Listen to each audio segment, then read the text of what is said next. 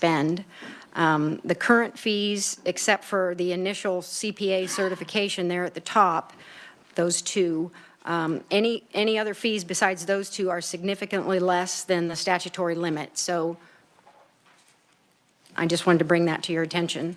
Also, if you look at the performance measures for accountancy, they look at number of certificates, number of complaints filed, number of CPA firms, mostly numbers of the firms and the CPAs. And then as far as the complaints filed, I don't know how they resolve those or how many of them, you know, ended up being resolved or were able to be resolved before they had to go higher up the ladder. Hearings held, new CPA firms and new permits. So this doesn't surprise me that CPAs have all of these numbers for us. With that, I'll stand for questions. All right, committee, any questions in regards to fiscal year 2027? Seeing none, Chairperson Mosier, I'd entertain a motion. I move that the Committee on Ag and Natural Resources budget recommendations to the House Committee on Appropriations be adopted for the Board of Accountancy for fiscal years 2025, 2026, and 2027, as provided in House Bill 2007. All right, committee, you've heard the motion, seconded by Representative Estes. All those in favor of the motion say aye. Aye. Opposed? Motion passes. Chairperson Mosier. Okay, moving on.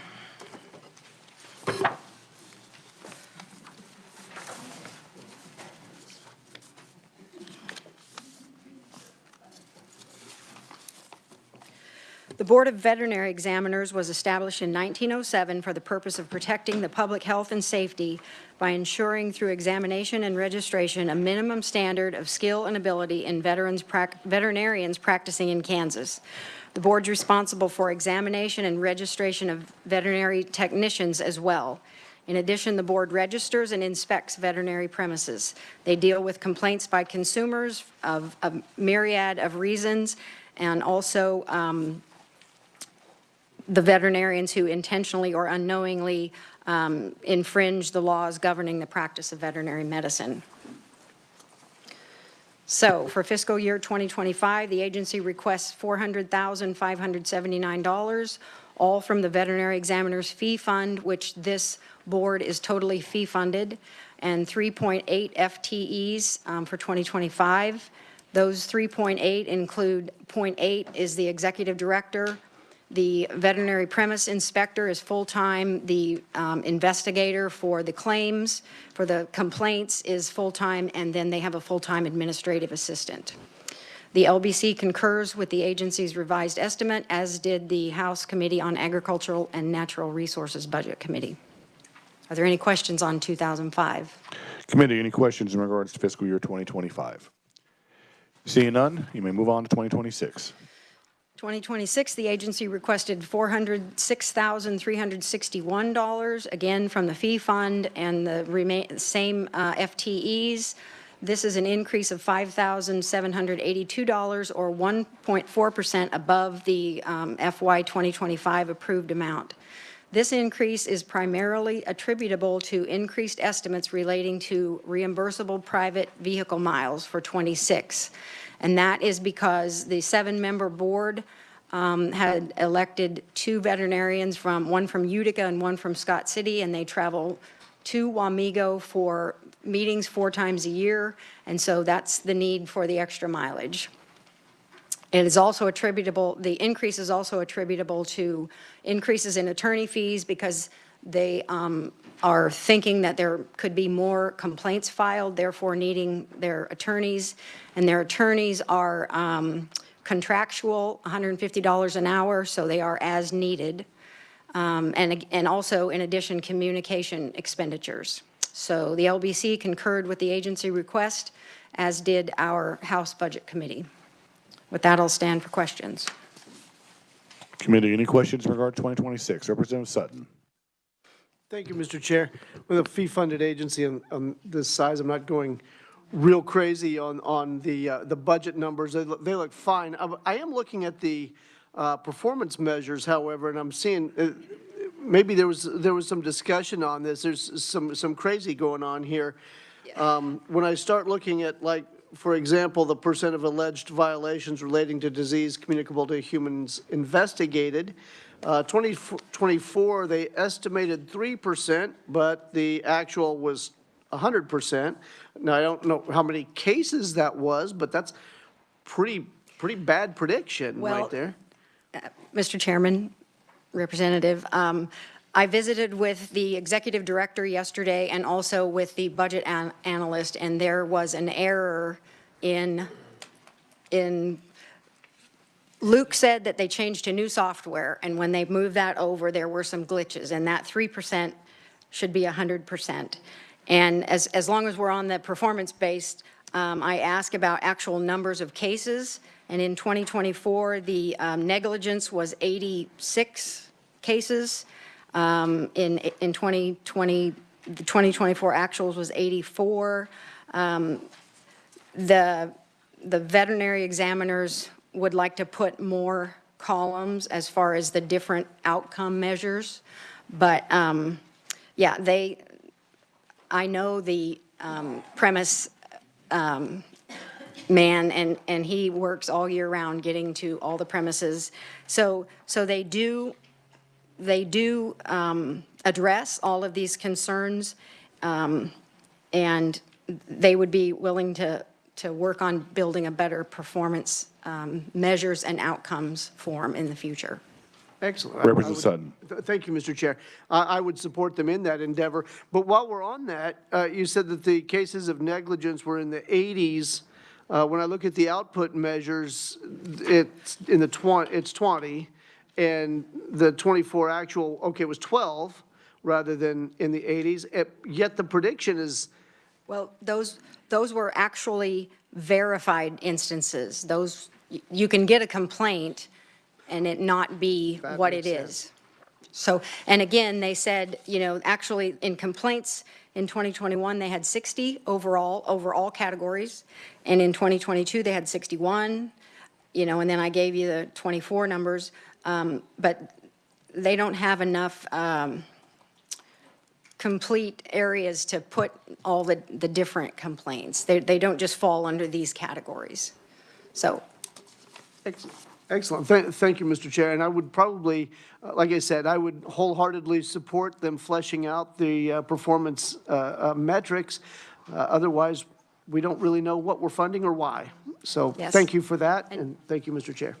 Any further questions in regards to fiscal year 2026? Seeing none, Chairperson Mosier may move on to 2027. okay.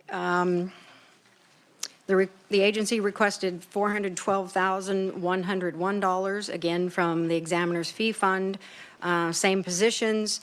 It's the increase of $11,522 was a 2% increase. And these are, again, attributable to the extended reimbursable private vehicle miles, group health insurance, estimated increases for attorney fees and data and programming services and communication. Right now, they mail all of their renewals to veterinarians and vet techs across the state, and at some point, they would like to go digital to eliminate some of that mailing. If you look to the Budget Committee report on page 7, that 10-year comparison, the agency saw a raise in expenses, or however you define that, of 21.7%, and the CPI was 33.4. So again, this is another agency that budgets well. And if you look at page 8 and you look at their examiner fees, the veterinary medicine annual renewal, which is the second one down, is their cash cow. That's how they make their money. And then the other ones are veterinary premise registration renewals and the vet tech renewals. Those are all capped out. 80% of their income comes from just those 3 fees. So they are looking at addressing statutory limits in the future. With that, I'll stand for questions. Committee, any questions in regards to fiscal year 2027? Seeing none, Chairperson Mosier, I'd entertain a motion. I move that the Committee on Agriculture and Natural Resources budget recommendations to the House Committee on Appropriations be adopted for the Board of Veterinary Examiners for 2025, 2026, and 2027, as provided in House Bill 2007. All right, committee, you've heard the motion. Is there a second? Seconded by Representative Estes. All those in favor of the motion say aye. Opposed? Motion passes. All right, thank you, Chairperson Mosier. Thank you, Mr. Chair. We're going to move on to the Kansas Department of Revenue, and that is going to be provided to us by Chairperson Wassinger. Thank you, Mr. Chair. The General Government Budget Committee went through the Department of Revenue's budget, and their budget is 1% over from 2024 at an amount of approximately $127 million. They had carried over 40,000 in SGF monies into FY25. They had no supplemental requests. The agency requested a deletion of almost 500 million? That's not right, 500,000, that's a comma. For the consensus revenue due to the Special County Mineral Production Tax Fund. That is oil and gas fees that from production, and so we did not have as much, and I can tell you that from my own pocket, we did not get as much from oil and gas funds this past year. So the LBC agreed to concur with that.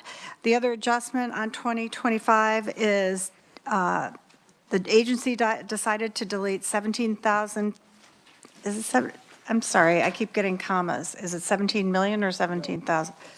Yeah, that's what I thought. 17,000 from all special revenue funds for the data processing supplies in 2025, and the LBC concurred with that.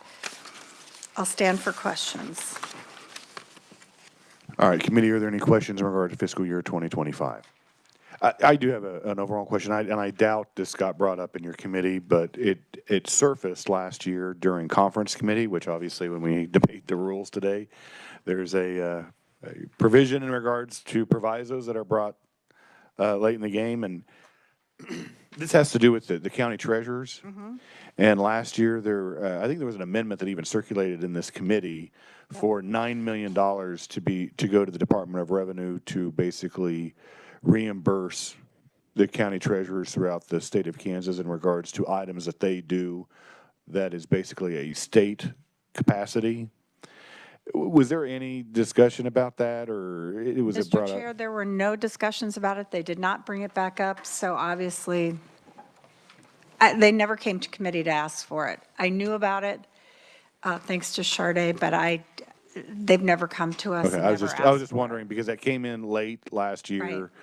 There was I don't know where the 9 million came from. I don't know exactly how it was going to be distributed. I don't think the department knew how it was going to be distributed. It was just brought up very, very late. And then I think the capacity of what we're asking the county treasurer's offices to do as far as the state has changed, because they don't have to house the license plates anymore because they're printed digitally. So things have changed, and I just wanted to bring that up in case that comes up again, and see if there's any discussion in your committee. Right. Well, I'll look for it, but they have not. No one has brought it up, and the treasurers did not come. All right. Thank All you. right. Any other questions in regards to fiscal year 2025? Seeing none, you move on to 2026. Thank you, Mr. Chair. For fiscal year 2026, it's a 3% reduction of their budget. They, once again, deleted money from the Special County Mineral Production Tax Fund to adjust for the transfer amount. LBC concurred with that. Their total ask for the agency was $123,591,71. License plate replacement, they requested a deletion of the 4.9 million, which you already alluded to. We no longer stamp them. They make them right away. They're digital, so that helps. They also had gotten money from ARPA for that, so they deleted it, and LBC concurred with it. Then salary and wages, they requested $831,713 from all special revenue funds, and it eliminates the shrinkage allocation that all agencies have. Theirs was 1.6%, so it was under that amount.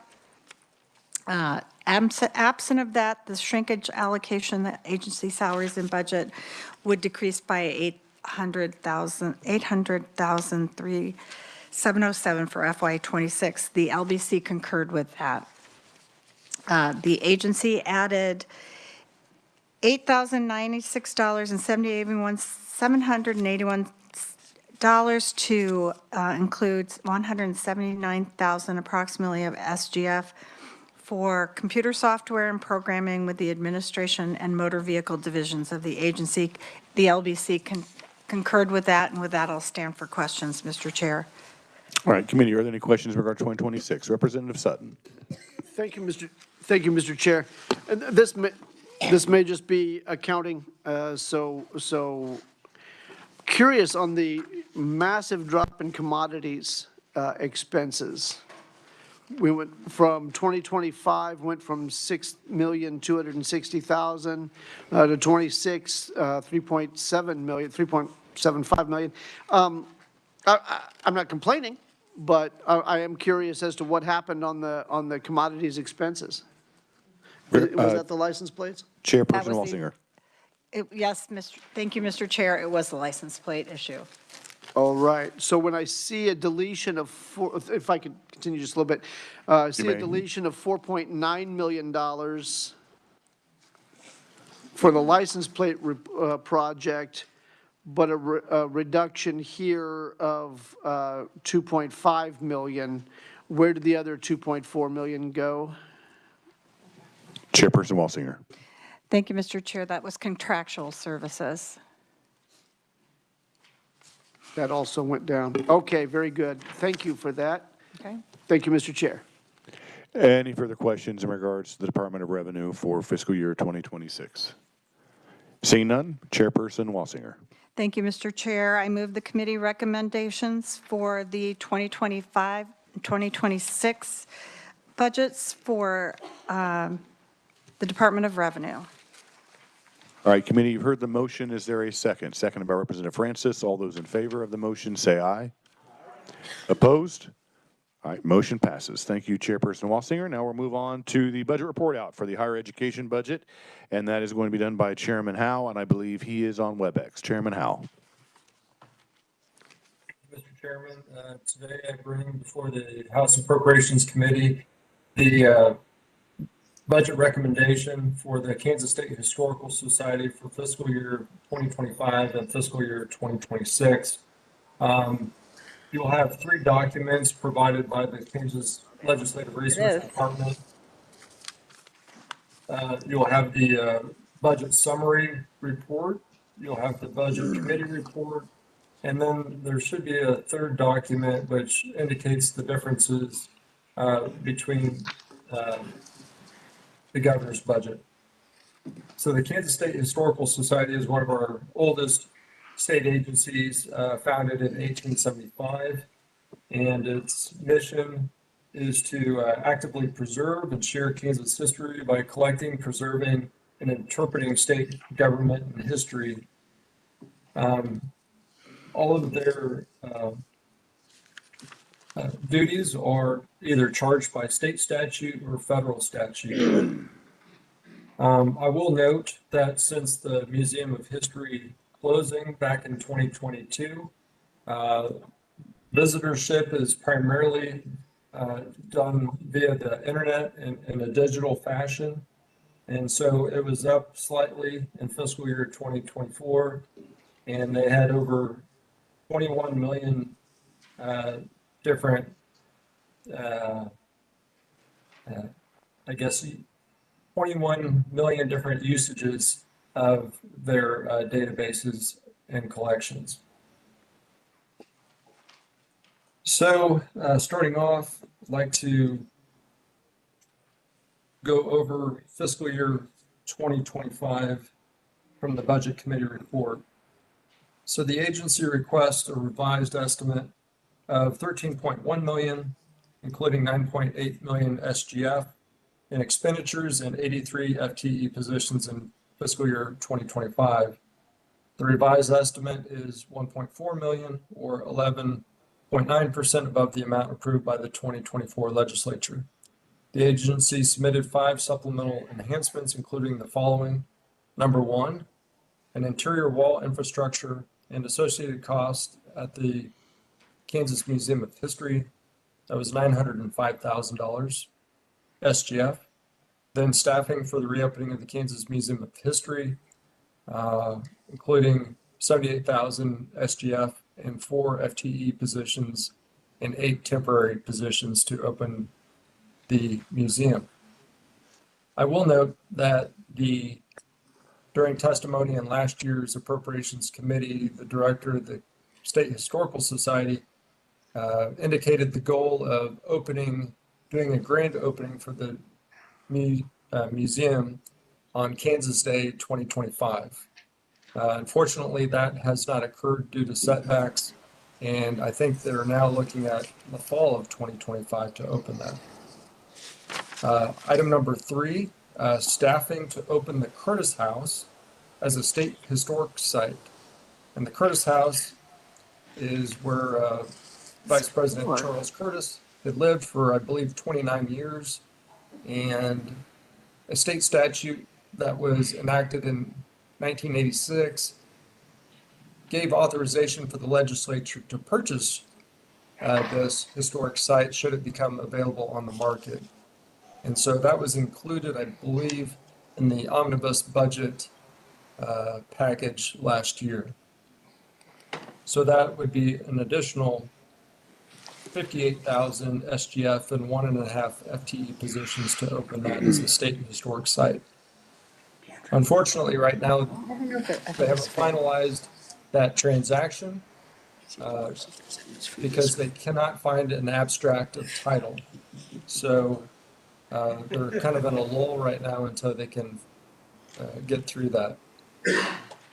Item number 4, transferring staffing for the cage elevator at the Capitol from the Department of Administration to the State Historical Society. And that's $85,000 SGF and 2 FTE non-FTE positions, or 2 non-FTE positions. Number 5, an IT department restructure, $73,444 SGF and 1 FTE position.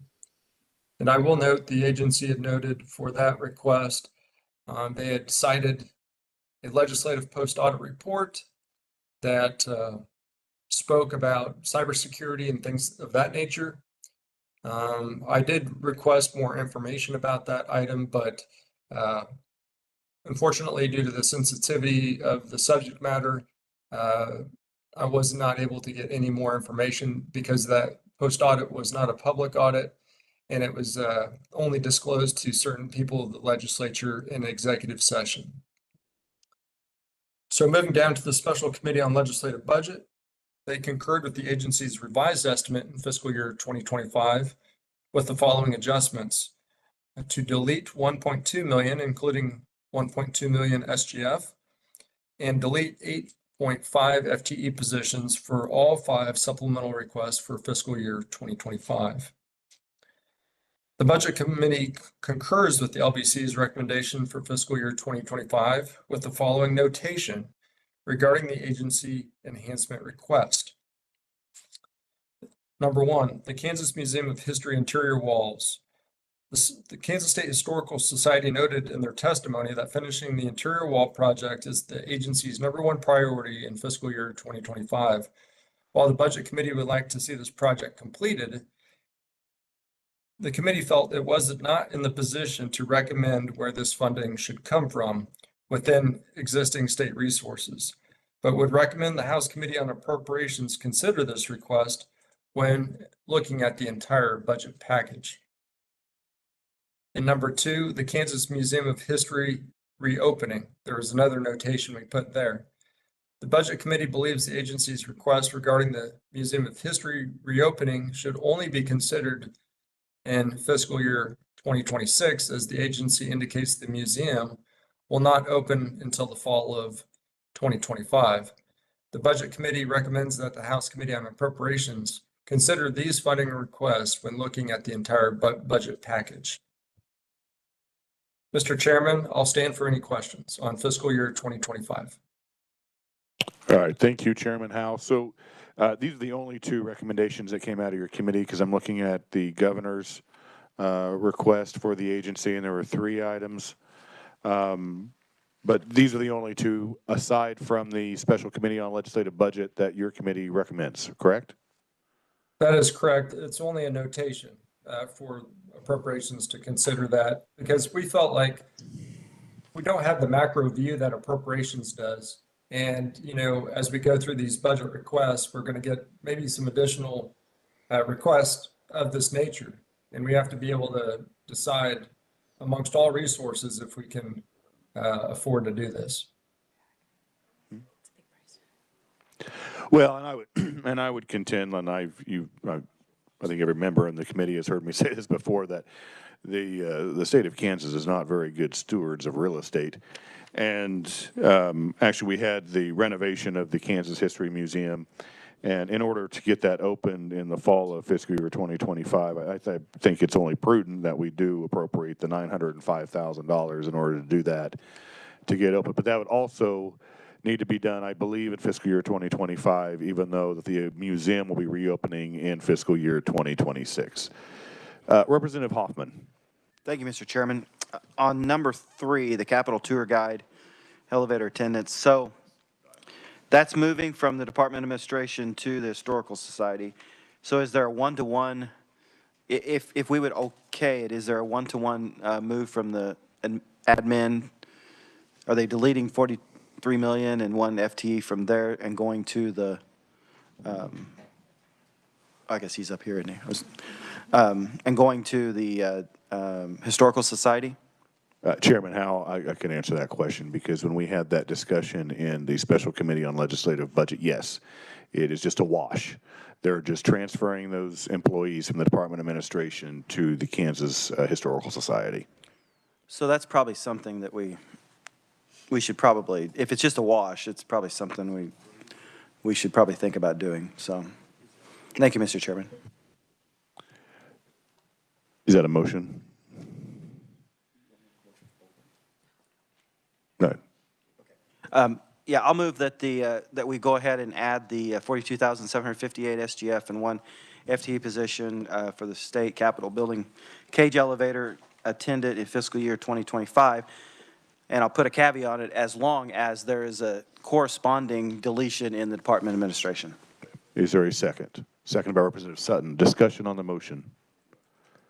All right, seeing none, Representative Hoffman, you may close with your motion. I close.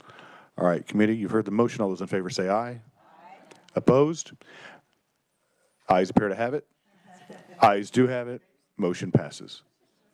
Any further discussion on 2025? Vice Chair Williams. Thank you, Mr. Chair. So going back to this $905,000, if for one, we can get just a little more information about why that price tag is so expensive for one wall. I'm sure it's a large wall. And then number 2, can we pay for that out of SIBF, State Building Institutions? Because I really don't like adding or taking from SGF. So what are our options there? I think that'd be more of a question for research. Dylan, do you have a?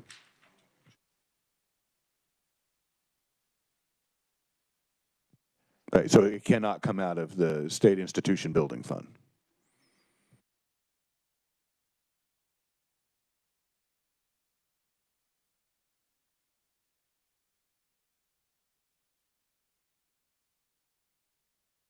Okay, so if that's that fund is for disabled individuals, would that be able to classify in regards to the parking lot in 2026 to make it ADA compliant? Never stretched that far. Okay, I'm just posing the question. I'm just trying to see what we can do with the extra funds that we got around.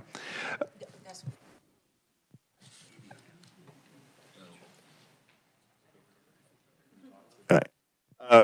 Representative Williams, do you have a follow-up? Yes, just the follow-up on the wall, just the urgency of updating the wall is, I mean, kind of just giving more information on it.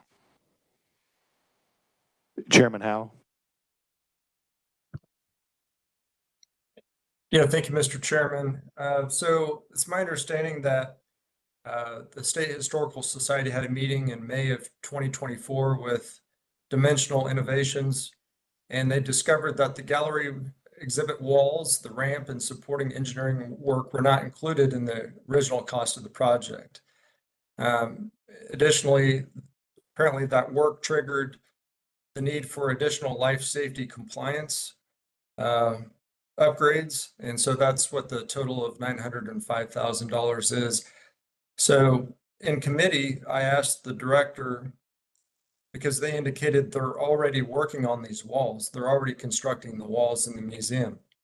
So I said, if you're constructing the walls already, who gave you the authorization to do it? Because there's not an appropriation designated for that.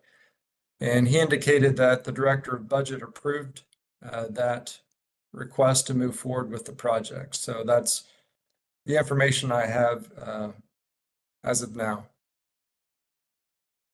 Representative Rogers. So, Oh, sorry, Chairman Howe. Representative Rogers. Thank you, Mr. Chairman. Here we go again. I think a few years ago I talked on this.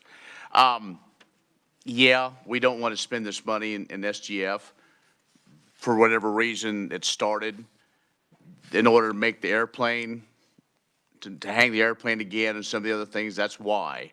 Why it wasn't in the original budget, have no clue. This has been an albatross for a lot of people, how long it's been closed and how to move open. It is, but that's all those things that wall has to be there. And because of the nature of that whole thing, there's some other pieces that normally we will be able to use that we can't. Since it's already progressing, the bill's going to come due.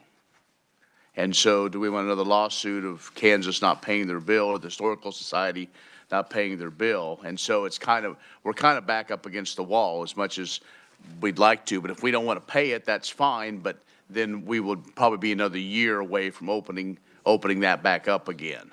And so that's the situation we've got. There's some a lot of those pieces are going to be coming back in there that the wall would help support that, and that's kind of where we are. So we're kind of up against the wall that we just kind of have to do it. What? Oh, sorry. Well, okay. No pun again. No pun intended. Representative Williams. Thank you, Mr. Chair. I think that, first of all, are we talking about interior wall, exterior wall, either interior, either way? How can you do an update and you just disregard a wall? And can they give an explanation of how this was just disregarded and not included? And it just seems to me that somebody really dropped the ball or the wall. Representative Ballard. Thank you, Mr. Chairman. I would probably agree someone did not totally look at what would happen, but I think when they start talking about hanging the airplane, I mean, that's how I got into it, where people were saying that they need to have that structure in order to do the plane and everything else. I don't know who dropped the ball, if they dropped the ball, so I can't say that, but I do know that without it, it changes the whole structure of what they would like to do in the remodeling.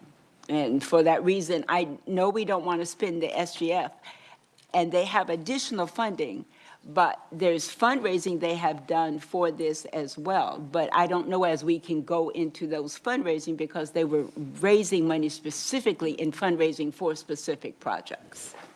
And I would just kind of add, and I'll turn it back over to Chairman Howe. In the midst of this renovation process with the Kansas History Museum, we lost our executive director. And so if we want to talk about the ball being dropped, it was probably, and I'm not saying anything about the current director because we had to scramble around and try to, put the pieces back together after Director Chin passed away. And there is a legitimate reason as to why we can say the ball was dropped, because we had a death in regards to the executive directorship. And we could try to point fingers, but at the same time, in order, I'll probably make a motion. I don't think my vice chair is going to like it very much, but I'm probably going to make a motion that we go ahead and do the $905,000 because there was variables out there that we had no control over. And if we want to have this museum open back up, and we can argue about this not being included and why was it not, and it's because there was a death of the executive director in the middle of the renovation of this historical museum. And I think that was the biggest reason as to maybe why this was not included. Chairman Howe. Thank you, Mr. Chairman. In testimony, there was no indication that these interior walls were load-bearing walls. They're not to support the structure of the museum or anything like that, but it is to allow for the exhibits to be hung and displayed. And I believe they are walls in a way that would help guide the pedestrian traffic through the museum as well. Again, our committee wasn't necessarily against finishing the project. It's just how do we pay for it within existing resources? And the only existing resource that I could really come up with that was readily available and is the Curtis House. The legislature approved $300,000 for the purchase of the Curtis House. There has been a contract signed, but it has not been finalized. It has not been purchased. The legislature still has the $300,000 SGF that perhaps could be moved towards the finishing the wall, but that would be up to the legislature to make a move like that. Representative Helgerson. If the chairman could give me a little bit of information then. Is the $900,000 under contract right now? And whoever knows. Chairman Howe.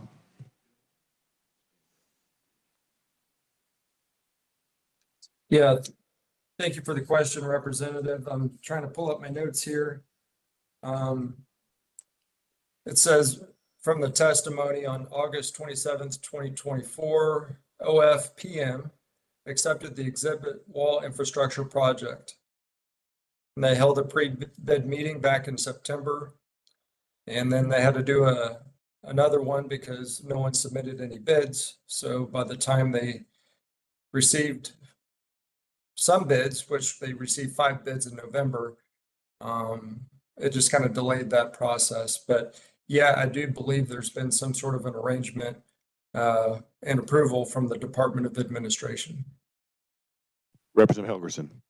I appreciate arrangement, but I don't know what it is.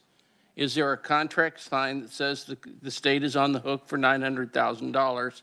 And did the Department of Administration sign the contract? There are really procedures that we have that seem like are skirted in this process. And I know that there's a need and there is a death, but I'm just trying to find out what procedures were done and what was not.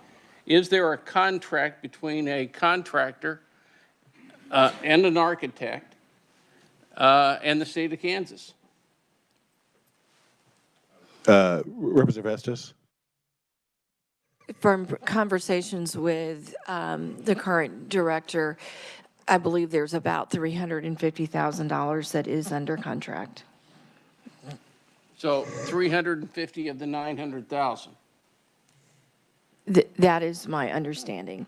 And we're talking about it as a wall, and I think it's a series of walls and ramps that take you up and around and to change your view of the airplane. Okay. That's the best, with the caveat that that's my understanding and I haven't seen it in person, and maybe we all need to go out and see it. Is there any liability that the architect shares in this process for not telling us that this needed to be done? Representative Estes, do you have insight on that? I have no insight on that, thank you. Okay? Did the state architect sign off? Did the state architect get involved in this? I think we have some insight onto this, and a contract was signed on December 4th. Which year? I'm assuming 2024. Okay? So for the 900? Dylan, is that for the 905 or? Yes. So we are obligated.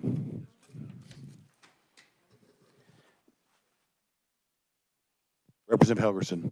Okay, so we're obligated for the 905 because the Secretary of Administration signed off on the contract. Is there any liability that the architect, the original architect, has for not highlighting these problems? And/or did the state architect that we have, who I believe has to sign off on these expansions or this work, did they sign off on the work? I would say that's more of a question for research, whether we have. Okay.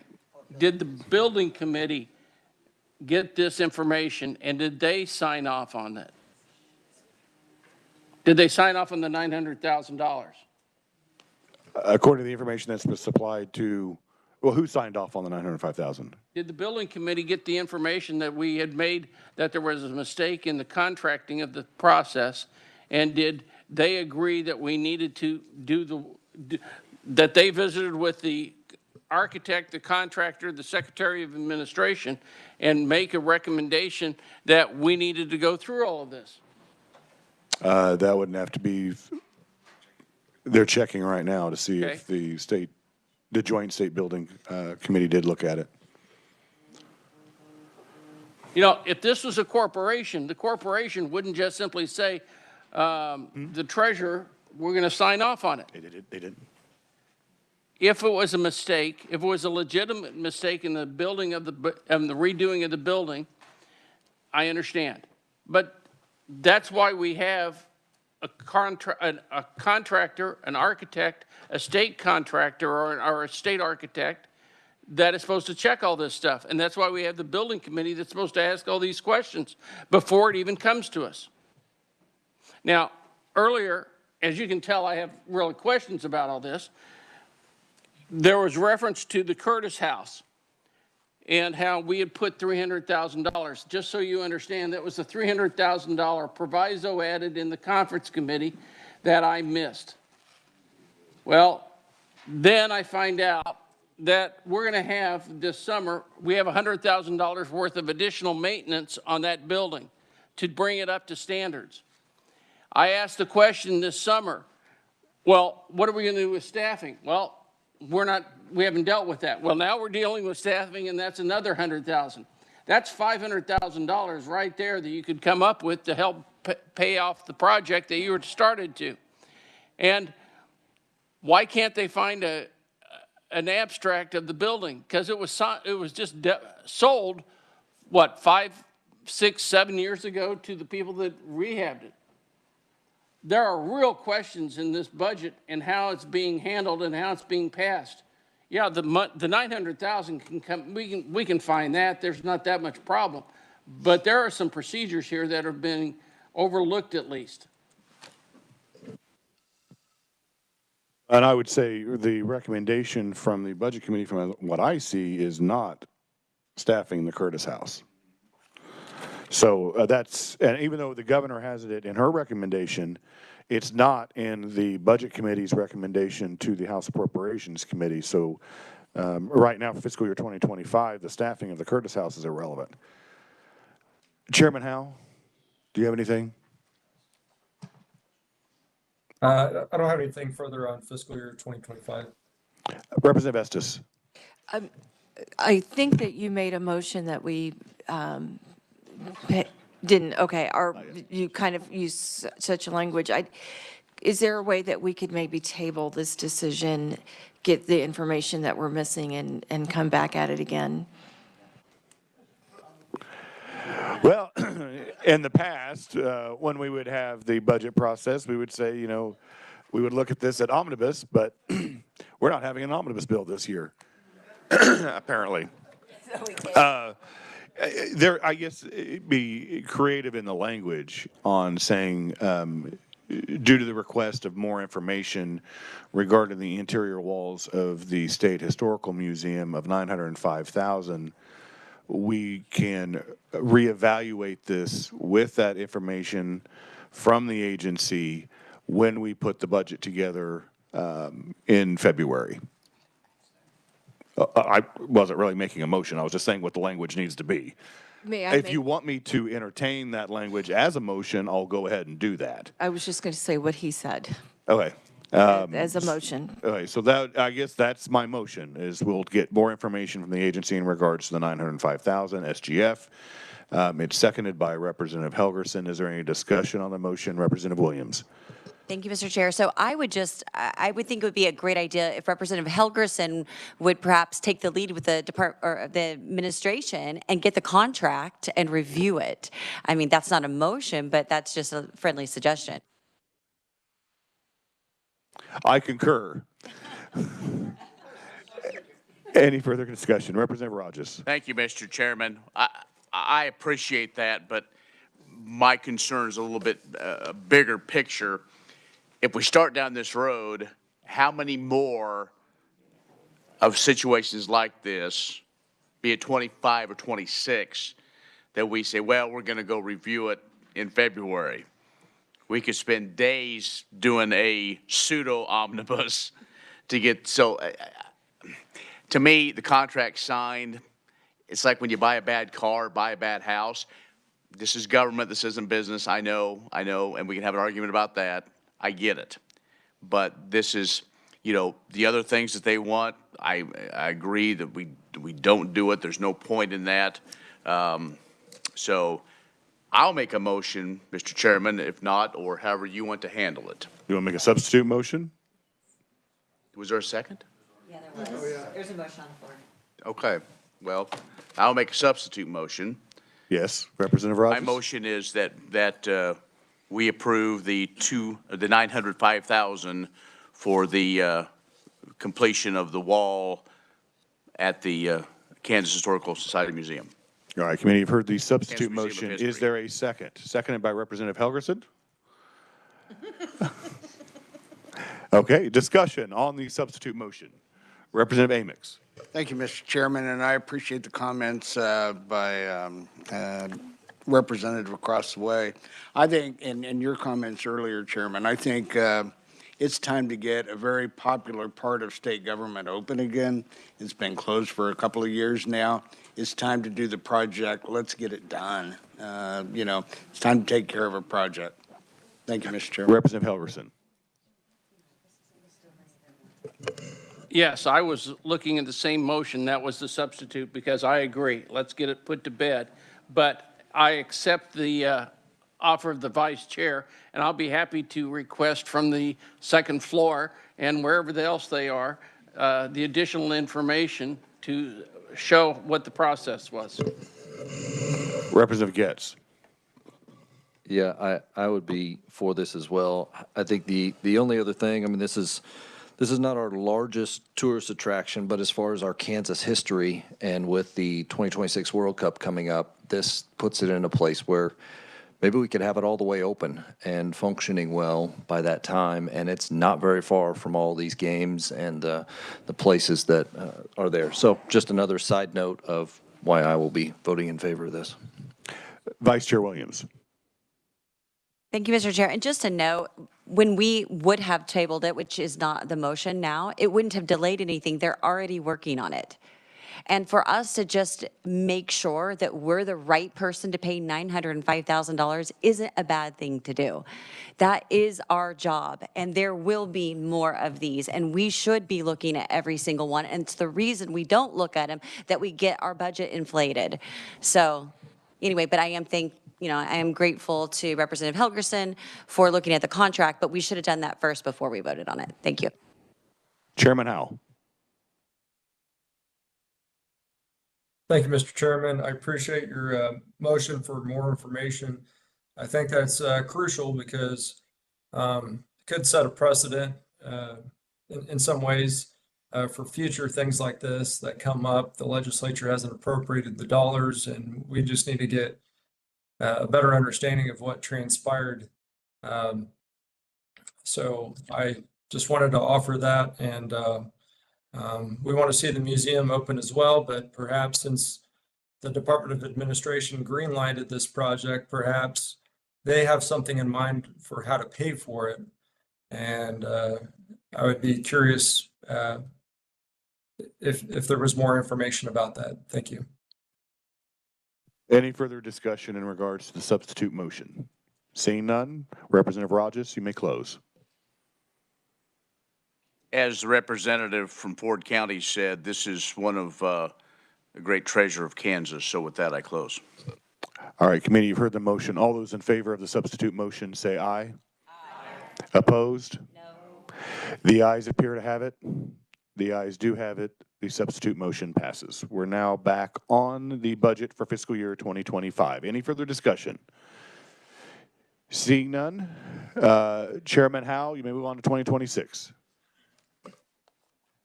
Thank you, Mr. Chairman. Fiscal year 2026 is very similar to what we just heard in 25, where our budget committee did not approve any of the agency supplemental or requests. If you'd like, I could read those aloud, or I don't know if we're pressed for time, Mr. Chairman.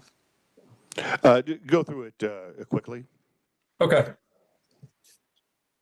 The agency requested a revised estimate of 10.4 million, including 6.7 SGF and 83 FTE positions.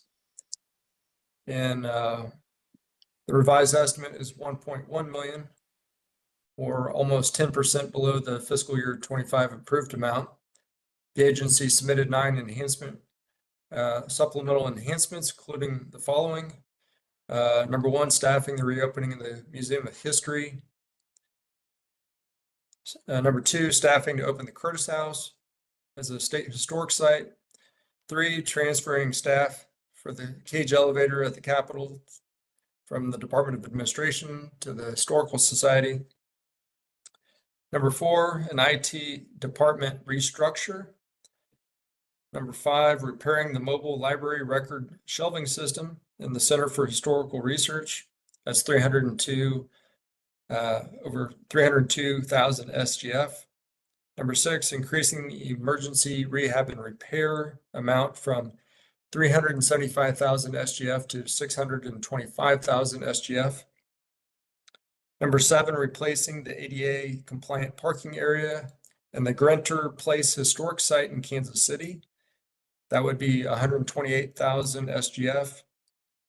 Number 8, staffing the Grenter Place Historic Site to be open year-round. That is over 61,000 SGF and 1 FTE position. Number 9, they requested $10,000 SGF to print life-size copies of the Declaration of Independence and be displayed across the state in public spaces. The Special Committee on Legislative Budget concurs with the agency's revised estimate for fiscal year 2026 with the following adjustments. Number 1, delete 1.5 million, including 1.3 million SGF, and delete 9.5 FTE positions for all 9 enhancement requests for fiscal year 2026. The Budget Committee concurs with the LBC's recommendation for fiscal year 26 with the following notation regarding the agency's enhancement request. The Kansas Museum of History reopening. The Budget Committee believes the agency's request regarding the Museum of History reopening should only be considered in fiscal year 2026, as the agency indicates that the museum will not be able to open until the fall of 2025, which is fiscal year 2026. The Budget Committee recommends that the House Committee on Appropriations consider these funding requests when looking at the entire budget package. Mr. Chairman, I'll stand for any questions. All right, committee, are there any questions? Representative Hoffman. Thank you, Mr. Chairman. So I was a little quick in 2025 on that cage elevator. So I'm going to make a motion that we do not fund the transfer of the staffing and the SGF in 25, but we do fund it in 26 as long as there is a corresponding deletion of FTE and the 85,515 SGF in Department Administration. The transfer of the Department Administration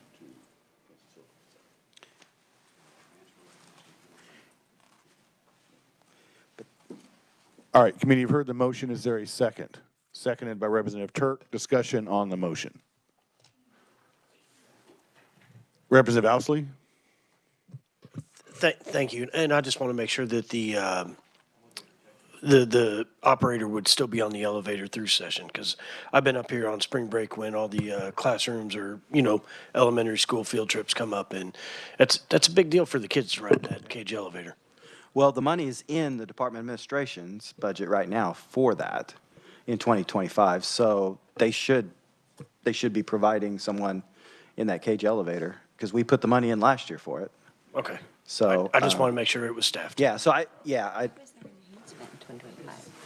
Thank you. Any further discussion on the motion? All right, seeing none. Representative Hoffman, you may close on your motion. I close. All right, committee, you've heard the motion. All those in favor say aye. Aye. Opposed? No. The ayes appear to have it. Ayes do have it. Motion passes. All right, we're back on the budget for fiscal year 2026. Any further discussion in regards to fiscal year 2026? Seeing none, Chairman Howe, I would entertain a motion. Thank you, Mr. Chairman. I move that the Committee on Appropriations adopt the appropriations for the Kansas State Historical Society for fiscal year 2025, revised fiscal year 2026, as amended and as provided in HB 2007. As amended. Did you say as amended?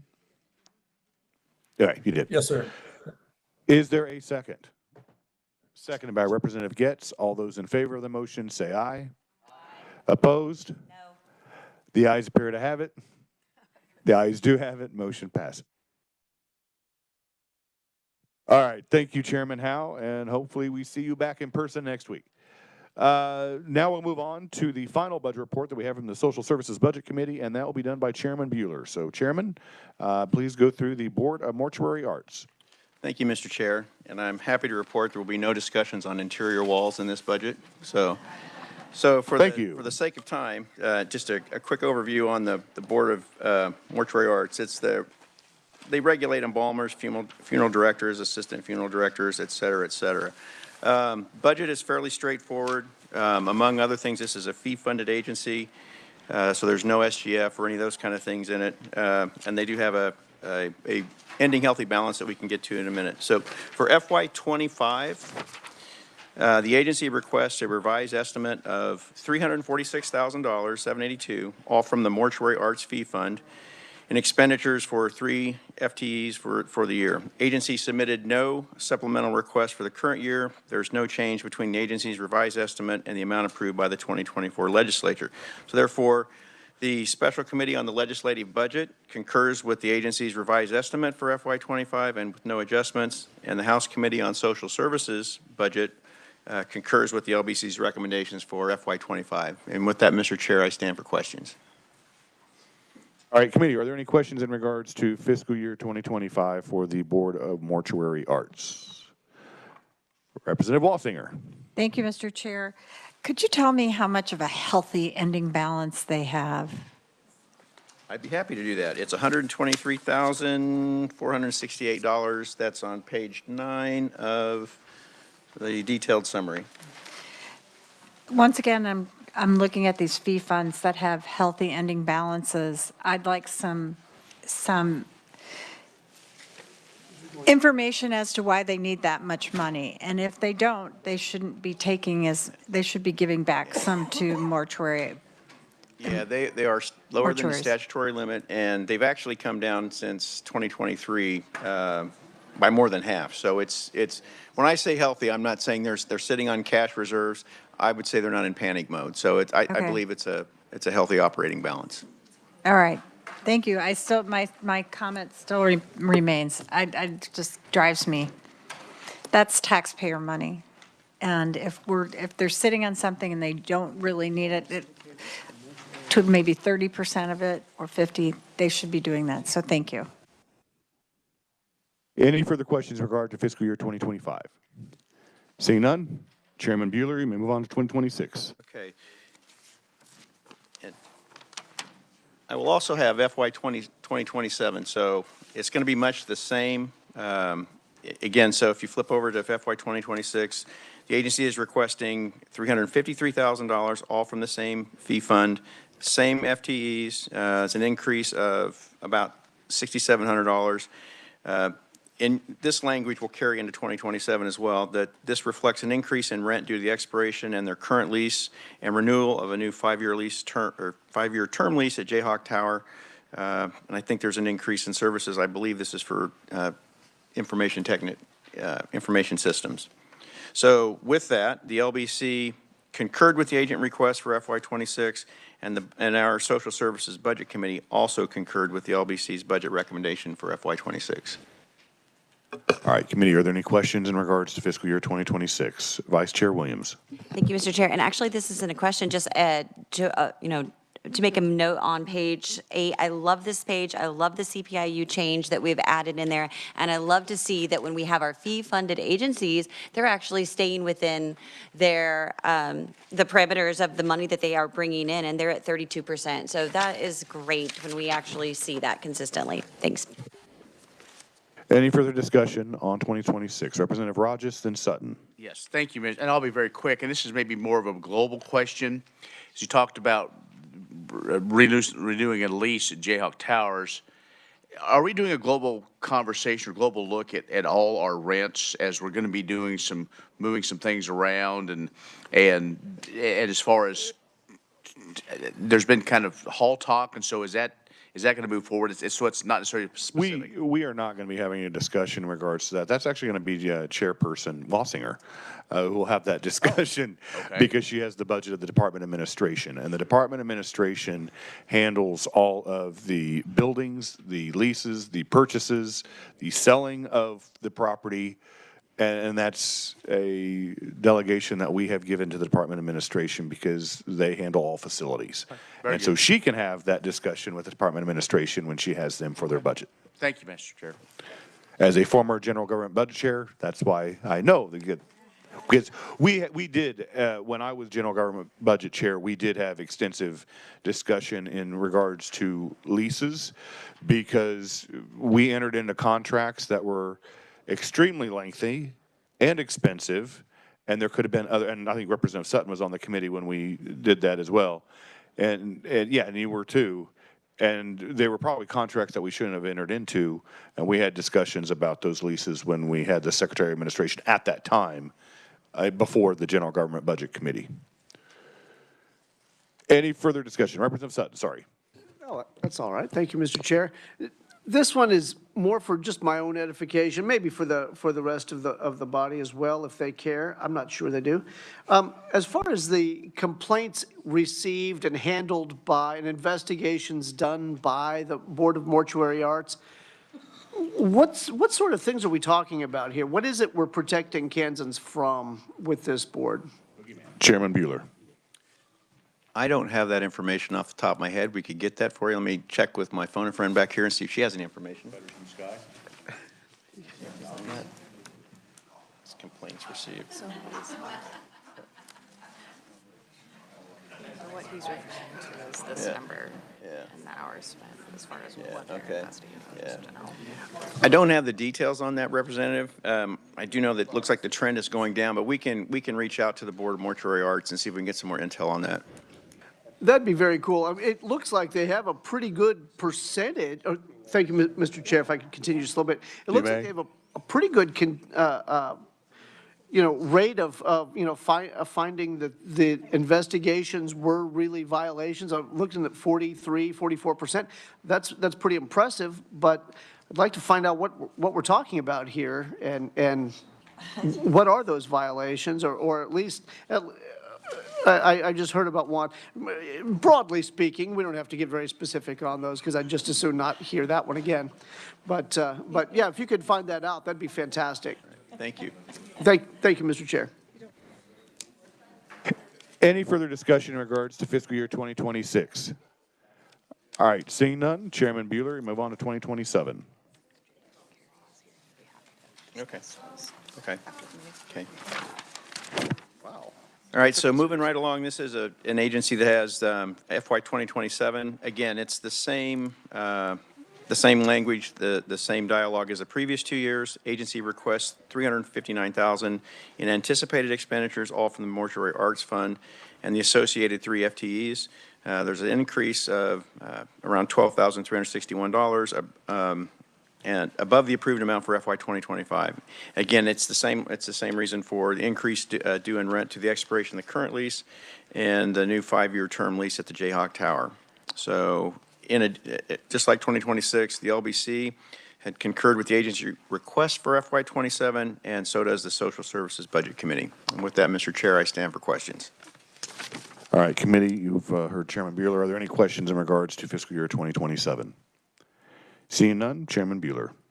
Okay, thank you, Mr. Chair. I move the Social Services Budget Committee recommendations for the Kansas Board of Mortuary Arts for budget and the budget for fiscal years 2025, 2026, and 2027.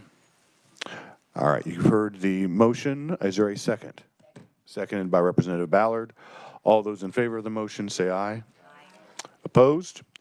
All right, the motion passes. Now you may move on to the Board of Pharmacy.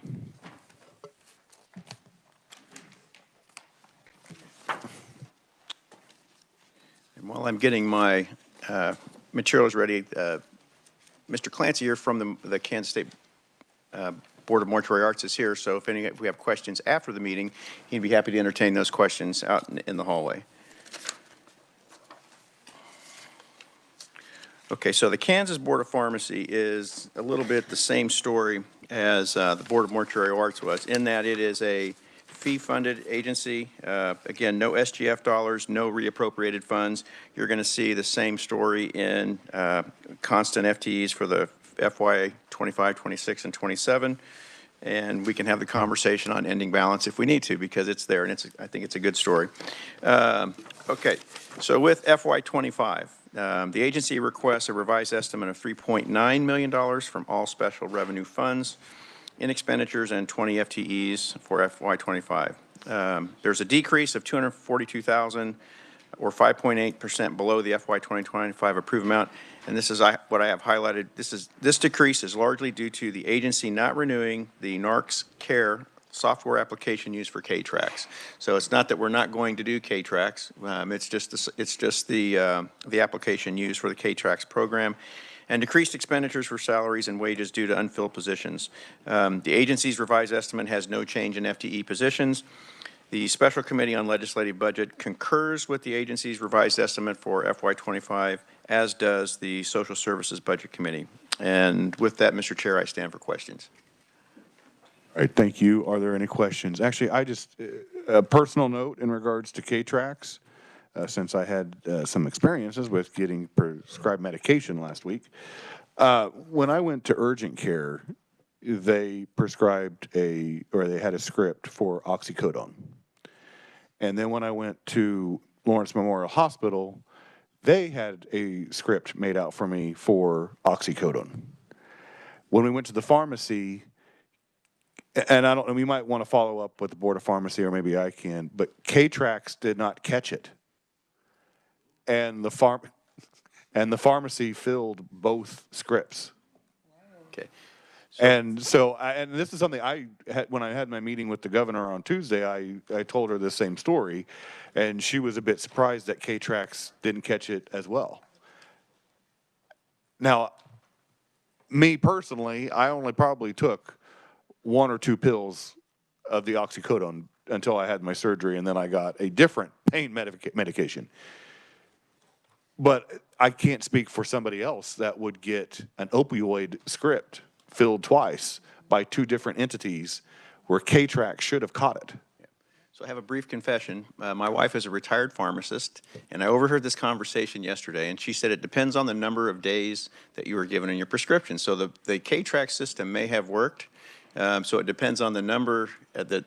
Same day. Okay, well, it might the same day, but the amount, the days that they were prescribed for and by whom. So before, it's worth the conversation with the Board of Pharmacy, because of the sensitivity around opioids.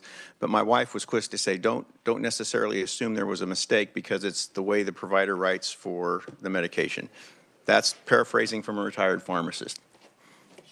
Just wanted to bring that up because it was all, I think it was myself and the governor's understanding that should have been caught, and both scripts shouldn't have been filled, just one. Yeah. Well taken.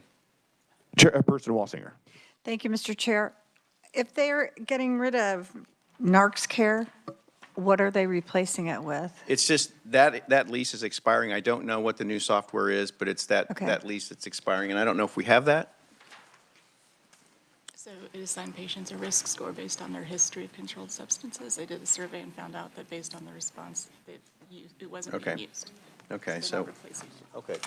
Okay, so I do stand somewhat corrected, but what the Board of Pharmacy did, they've evaluated the usefulness of the software in and of itself to track this. So what they've done is they've assigned a patient's risk score based on their history with controlled substances. They did a survey and found that based on the response, the use of this particular software did not justify the funds. So that was just what they can get out of the Narcs Care software. Okay.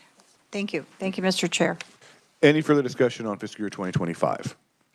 All right, seeing none, Chairman Bueller, move on to 2026. Okay.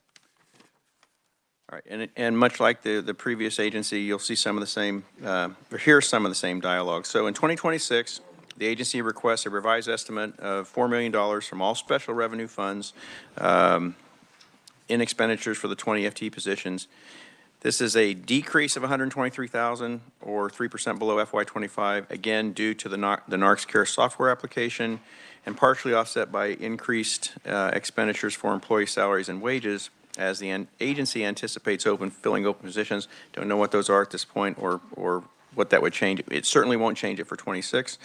So with that, the Special Committee on Legislative Budget concurs with the agency request for FY26, as does the House Committee on Social Services Budget, concurring with their recommendation for FY26. And with that, I stand for questions.